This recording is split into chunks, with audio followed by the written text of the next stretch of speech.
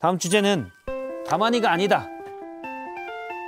내가 아무래도 제목을 리듬감을 살리다 보니까 가만히가 아니다. 누구 얘기냐면요. 민주당 이재명 총괄선대위원장이 어제 송영길 후보 유세장에서 한 얘기입니다. 직접 들어보겠습니다.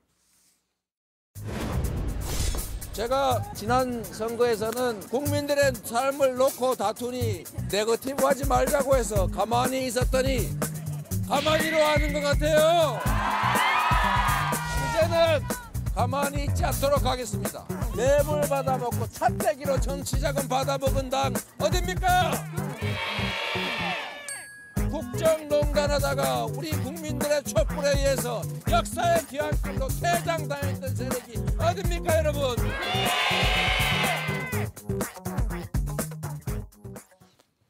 예, 이재명 총괄선대위원장 상당히 표현이 격해졌습니다. 어제는 또 이준석 국민의힘 대표와 함께 설전을 벌이기도 했는데요. 이준석 대표가 먼저 이재명 후보를 겨냥해서 공격을 했고 바로 이재명 후보가 반박을 했습니다. 이것도 이어서 들어보도록 하겠습니다. 대선 기간 중 대선에 지면 없는 죄를 만들어서 감옥 갈 것 같다라고 했던 이재명 후보는 최대 치적인 대장동을 벗어나 계양으로 달려갈 수밖에 없었던 다급한 사정이 있는 것입니다. 인천 계양구 주민들께서는 이 점을 참작해 주십시오. 무슨 이유인지 모르겠지만 감옥에 갈 것 같다는데 내년에 또 보궐선거를 치를 수는 없지 않습니까? 성상납 만약에 우리 당대표가 받으셨으면 정계 은퇴입니다. 그렇죠? 민주당 해체됐을 겁니다. 우리는 책임을 집니다. 국민들께서는 비난하시는 거 당연하고 책임지겠지만 최소한 국민의힘이 할 소리는 아니다. 예, 이재명 후보 지금 민주당의 또 총괄선대위원장이기도 하죠. 선거도 맡으면서 본인이 계양을 후보입니다. 그런데 전체적으로 지난 대선을 다시 보는 듯한 느낌도 들고요. 표현도 좀 격해진 것 같기도 하고요. 저 그대로 이재명 후보에게 되돌려주고 싶어요. 김부선 씨랑 부적절한 일을 했다라고 의혹을 받는 이재명 후보가 이런 말을 할 자격이 없다. 형수에게 그런 입에 담지 못할 욕설을 한 이재명 후보가 이런 얘기를 할 자격이 없다. 그리고 검사 사칭하고 음주운전해가지고 처벌받은 이재명 후보가 이렇게 국민의힘 심판해야 된다고 얘기할 자격이 없다. 그렇게 말씀드리고 싶어요.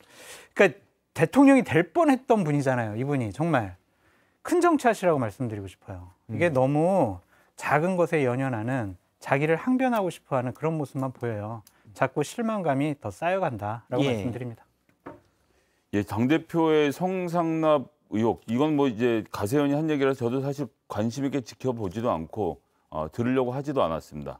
그런데 이어서 다른 데도 아니고 정부 여당인 국민의힘 윤리위원회에서 이 성상납 의혹을 무마하는 과정, 뭐 7억 원 얘기도 나오고 이런저런 복잡한 얘기들이 나오던데 이 과정에 대해서 징계 절차를 개시했다라는 얘기를 듣고 제가 그때부터 충격을 받았습니다. 아니 어떻게 유튜버가 하는 주장을 놓고 저렇게까지 할 수 있나라고 했는데 그것이 아니라 사실관계가 있기 때문에 이렇게 처벌을 지금 진행하고 있다는 얘기가 정말 놀라웠는데 그런 사실 지금 멈춰놓고는 아무 일이 없는 양 굴고 있는 것은 조사 중이잖아요.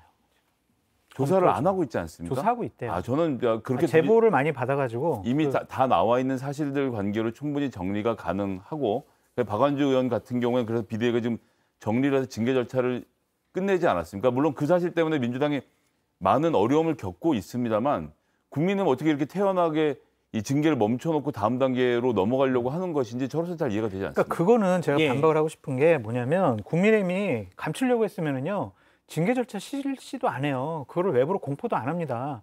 용감하게 용기 있게 자기를 임명해준 당대표를 향해서 징계 절차를 실시한 거 이거야말로 인정을 해줘야죠. 감추려고 하는 건 절대로 아니다라고 말씀드립니다. 네, 징계 절차 멈췄다고 하는데 그게 아니에요. 징계 절차 개시라고 했습니다. 그러면 4가지 징계 중에 하나는 무조건 해야 돼요. 그러니까 징계를 안 할 수는 없는 거예요. 그렇기 때문에 알겠습니다. 그 부분은 이제 가세현에서 성상납 의혹을 제기했고 또 중간에 의혹 제기를 무마시키려는 한 정황이 있다는 의혹을 또 제기했습니다. 그리고 지난해 말에 이준석 대표가 명예훼손 혐의로 가세현을 고소한 바 있다. 여기까지 드러난 사실로만 확인을 해드리겠습니다. 저희가 이제 광주에 간 이재명 후보 모습도 보려고 했는데 시간이 다 돼서 여기까지만 듣고요. 하나 전해드리도록 하겠습니다. 앞서 운영위에서 윤재선 총무비서관 과거 사건에 대해서 언급한 게 나왔는데요. 일단 뭐 여러 논란의 중심에 섰다. 사과를 드린다고 했고 첫 번째 일에 대해서는 조사받은 적이 없다. 근데 사실관계가 좀 다르다. 위조할 고조할 설명하면 논란이 돼 안 하는 게 낫다고 판단한 것이다. 지금 윤재선 비서관이 앞서 운영위에서 출석해 본인에 대한 의혹에 대해서 약간 반박 주장을 했습니다.